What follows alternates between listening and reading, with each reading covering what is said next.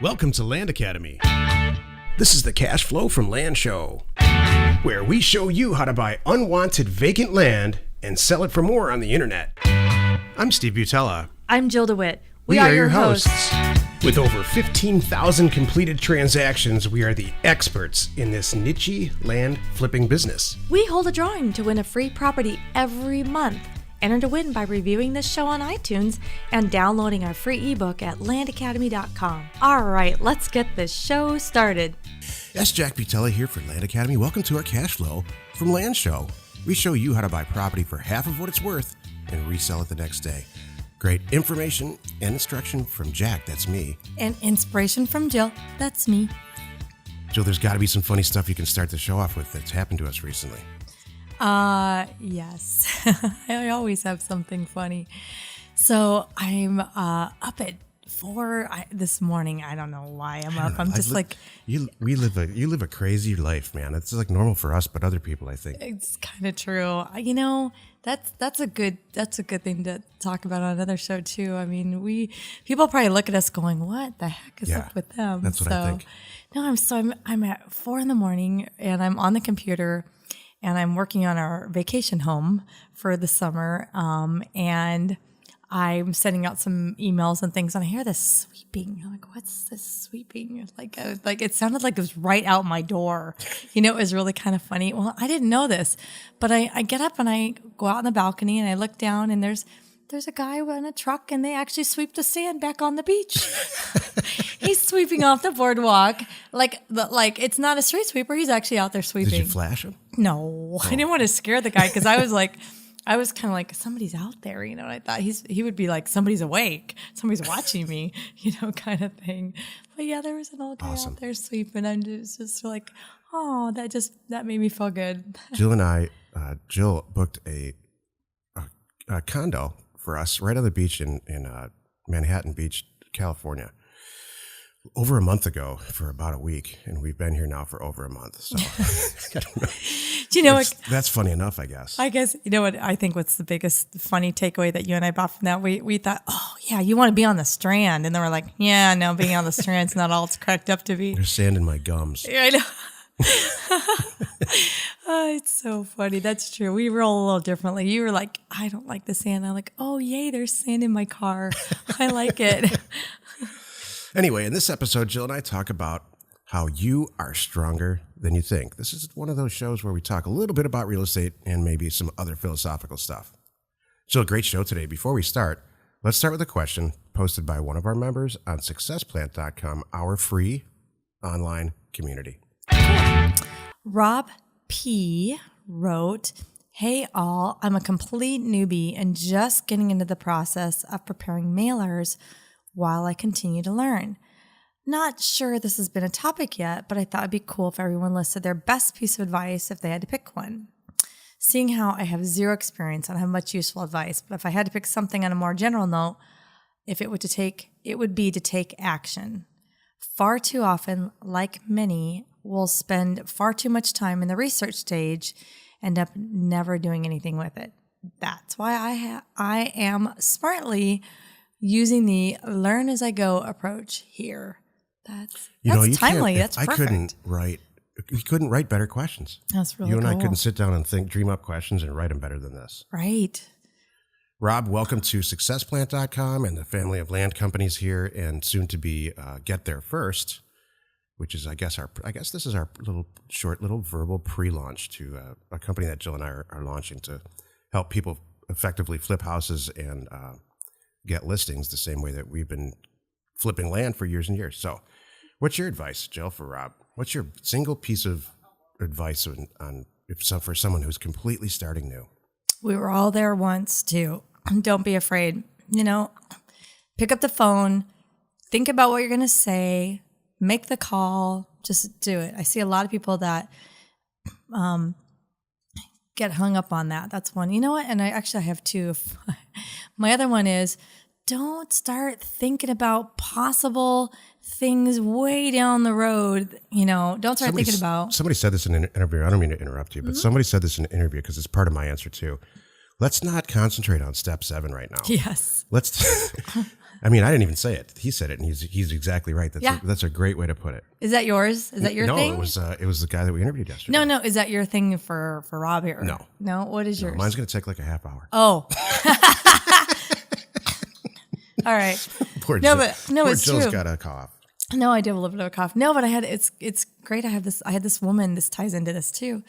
I had a woman just the other day reach out to me from Bigger Pockets. She found me and she sent me a direct email based on something that she read. And I think she reached out to me because of A, what I do, and B, because I'm a female.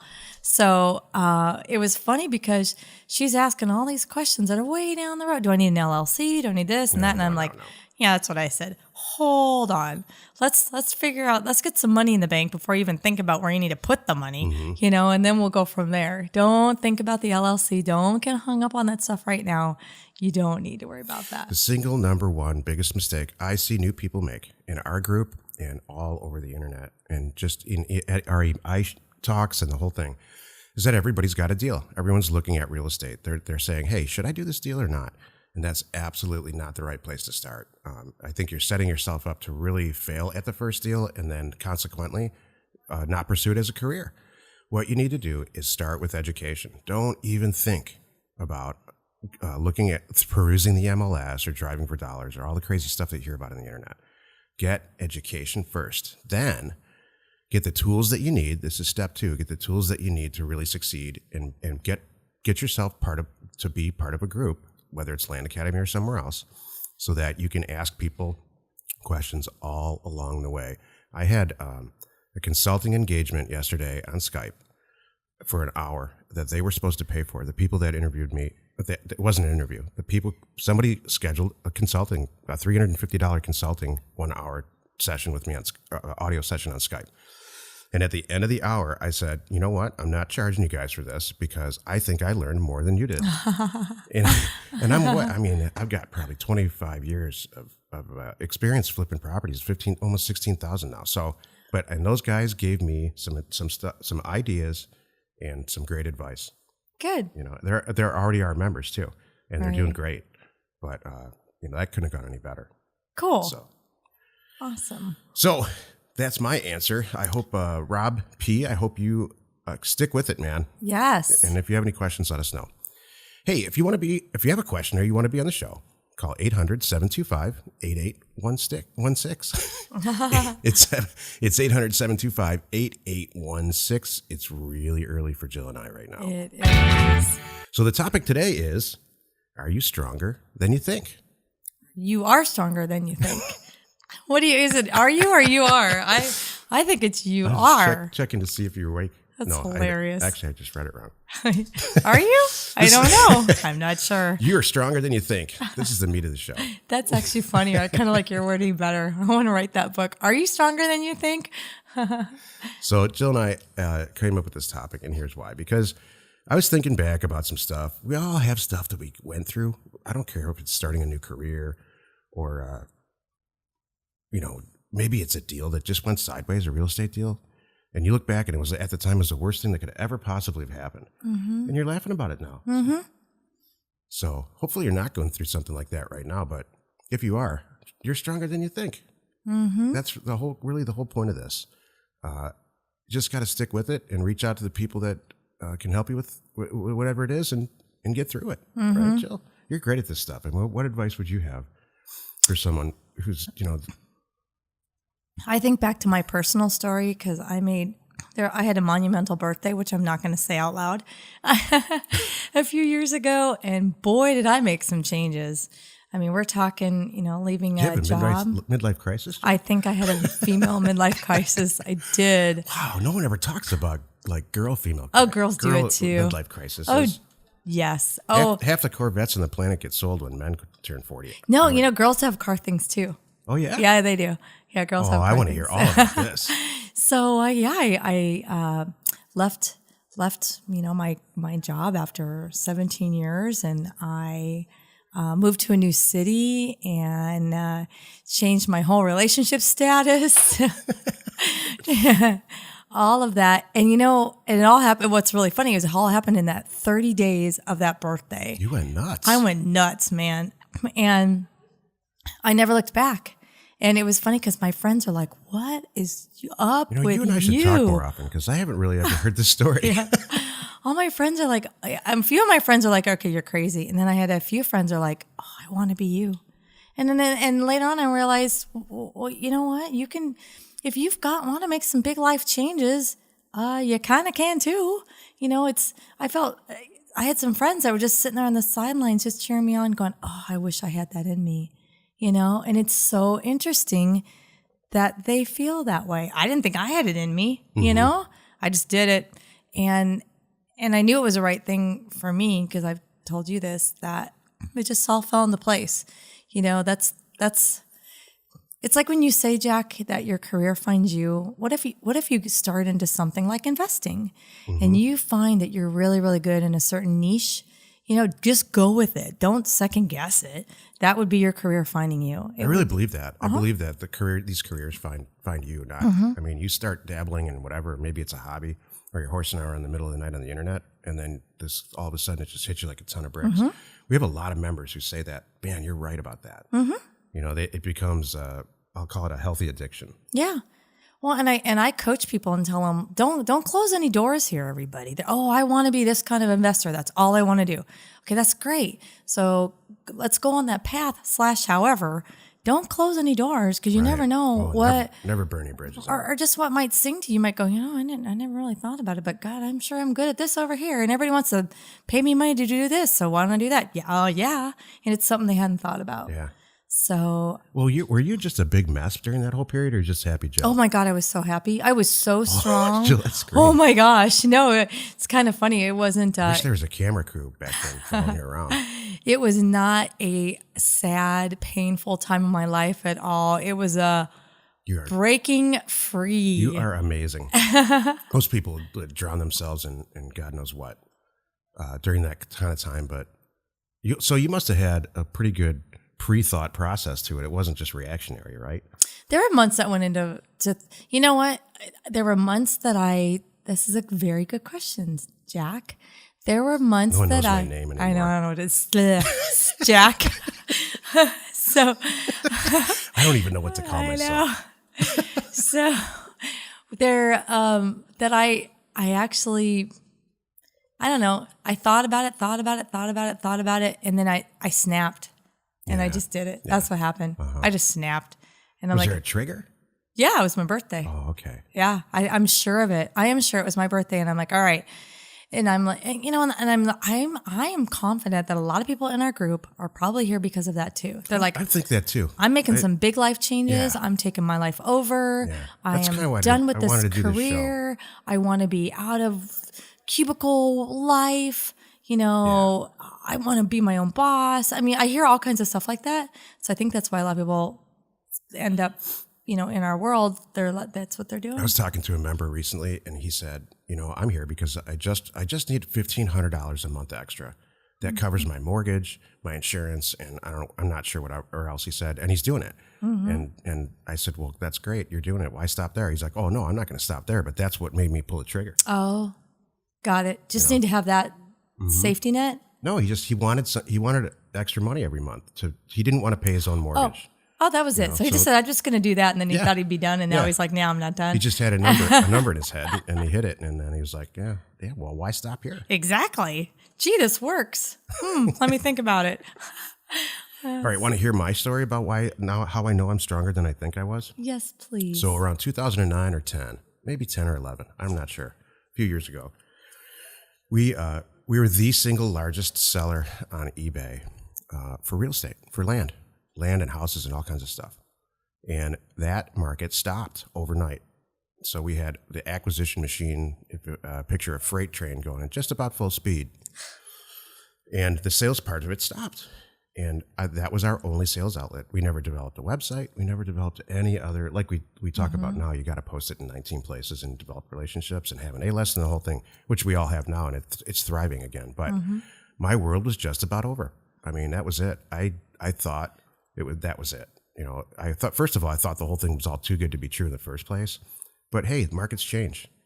So that was one of the best experiences in the end that I could have ever gone through. We turned the whole thing around. It took a couple of years, but we turned the whole thing around, and it turns out that notion in the beginning, which I kept telling myself right in the very beginning, is, hey, what's the worst thing that can happen? I own a bunch of real estate with no debt, right? So it turned out that ended up being great. I inadvertently developed an A-list. I called all the guys I knew in the business and said, hey, you want to buy these properties? And it worked out great. It was painful as hell at the time. That's what I was just going to ask you, because you asked me, and I think that was a good question. wasn't How were you smiling. feeling at the time? No, when you I weren't like, wasn't- yay, I we wasn't got liberated. it. We're going to figure this out. No. Oh, there was like, holy crap, it's over. Yeah, it started with that. You know, the 5 stages of loss Grief. or whatever. Yeah. Anger, denial, whatever. Anger, denial. and then Anger, finally, denial. acceptance is the last one. Right. Oh, I spent my time meandering through all of those stages. You're living in a hotel for 6 months. Just kidding. So that's my Hiding story. from the phone. Yeah, that's about it. That's what happened there. Well, okay, so it ties into what we do, and it ties into our topic. You are stronger than you think. Yeah. Like in mine, it was like more of a, it's a good thing. Mine was more of a conscious decision, and I just went, blazing, and I got it all done. Yours wasn't so much a conscious decision. It had to happen though. I mean, you solved it. Well, think about where we are now. You and I, we have each other, and then we have this fantastic podcast that thousands of people listen to every day. Mm-hmm. That was a mistake. Went from 6 to 6,000. It was a mistake. The whole podcast thing was like, oh, maybe we should do that and talk about selling land. And then, so I failed at that for a long time. And then all of a sudden people like it. I don't understand it. I don't know. It's good. It is. It's really great. good. It's fantastic. Thank you. This is the if-then segment of the show. If you do X, then Y will happen. If you want to make $10,000 a month, deconstruct all the steps to get to that point and then work it backwards. Does that make sense, Joe? Can you elaborate, Sure. please? If you want to make 10 grand or any amount, and frankly, if you want to do anything, you want to accomplish anything, take a look at somebody that's already done it or doing it. Deconstruct what that's all about, how they got there, all the components that go in, and then set up yourself to do all the steps to get to that point. Maybe like a mentor. You could watch a mentor. Yeah, doing it. I every time I hear this concept, I've heard of this concept several years ago, and the thing that I think of the most, for some reason, is like a song. Like if you really sit down and listen to a song that you like, that you've listened to a million times, if you really then sit down and listen to just all the components of it and break it all down, you could really start to feel yourself like looking for an instrument to try to put it all together. And I think that's what real estate investment is, or that's what anything is. Mm-hmm. If you look at I'll use real estate. So let's say you want to buy a piece of property for half price and you want to resell it. What are the steps involved? Well, let's take a look at somebody that's doing it. And here's what we do. Mm-hmm. Jill and I do it every day. You send out a ton of mail, direct offers in an area that you've identified where there's property owners that want to sell their property. So what do you need to do that? Oh, let's go take a couple steps backwards. You need data. You need really good access to an assessor database, not some crappy list on the internet. You need a way to get the offers efficiently in the mail. And maybe you're not going to do it right the first time or the fifth time, but you will eventually get it right. You'll get it. Somebody's going to get one of those offers, and they're just going to find out that they need some money that morning, they found out, and they're going to sign it and send it back. And you're going to buy a piece of property, whether it's a house or an apartment building or a piece of land, for half price. You're going to go on Craigslist, find the guy who flips houses in that area, or the person that wants a piece of land, and bang. There you go. Next thing you know, he wants more. Deconstruct it. And then there's more and more and more. Jill and I wholesale and flip houses for $10,000. We mark them up 10 grand. They never hit the internet. No one ever knows about it. We already have the people who are going to buy them. Mm-hmm. And we talk all about that in our new company, Get There First. Hey, if you have any questions or you want to be on the show, we would love to have you on the show, by the way. Call 800-725-8816. Jill, do you have some inspiration for us? Not that this whole show was not inspirational. It's just a half hour of inspiration. It was kind of a Jill's thing here, a Jill show. So, my inspiration for today is, when I was thinking about this, I'm trying to come up with a good example, but it's test the concept. So let's think. This is my favorite part of the show. Thank you, Stephen. You always surprise me with cool stuff. Okay, I hope I make you think. So, like for me, what's something that's I just don't think I have it in me, and I'm trying to think of a good example. Well, skiing, me and skiing. Oh, no. That's not a good one. Don't bring up skiing. All right. Well, I say Tessa. Okay, or here's one. I'm sitting here at the beach and I'm looking outside, and this is true, Stephen. I have not shared this with you. So I'm watching the guys, the volleyball players, and beyond the volleyball players, we have the surfers. There's some pretty good chick surfers, and there's some pretty good chick surfers of all ages. Even and we were talking about that woman who swims. But I have never, like when you're in Hawaii as a kid and you're, in Waikiki trying to surf, I don't think that counts. So I thought for me to test this, to see how strong I am and what I've got in me, I'm thinking about taking surfing lessons. Oh my gosh, you're reading my mind. If you want to start anything new, get some education 1st. Don't just pick up a surfboard. And I'm not just going to go out there and be like a ding dong. And I'm going to get somebody professional to help me. So I'll do that with you. Would you? Sure. Okay. Awesome. Absolutely. I mean, I've done it before and I love it, but I'd love to. I'm sure I'm doing it all wrong. So. Exactly. And there's definitely going to be wetsuits involved because, boy, this water's cold right now. I just went to get coffee before we did the show.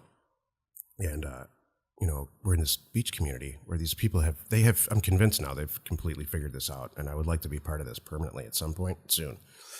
And there's a woman, she's probably, I put her at maybe 70 on a bike. I don't think she was exercising. I think she was going to work. And she was beating the traffic. Love it. And it's this old rickety bike. Probably had it when she was a kid kind of thing. Awesome. Just killing it out there with a smile on her face. So there's nothing holding her back. Totally. I should have taken a picture. I should have taken a short little video with the phone, but that's cool. I mean, it just made me, it's like, how can I have a bad day after that? It's just. Yep. I have a theory about why everybody's happy here. You want to hear it? Yes. Especially people that age. I think that they purchased these houses that we're all staying in for like $35,000 in 1950, and they're all worth $6 million. And how could you not be happy with that? How can you not be happy with that? Exactly. No, I'm just joking. I think there's a little bit more to it, but whatever it takes, man. If you're 70, you're killing it on a bicycle, and you have $6 million in equity and real estate equity, more power to you. I'd like to join you sometime, and not too soon though.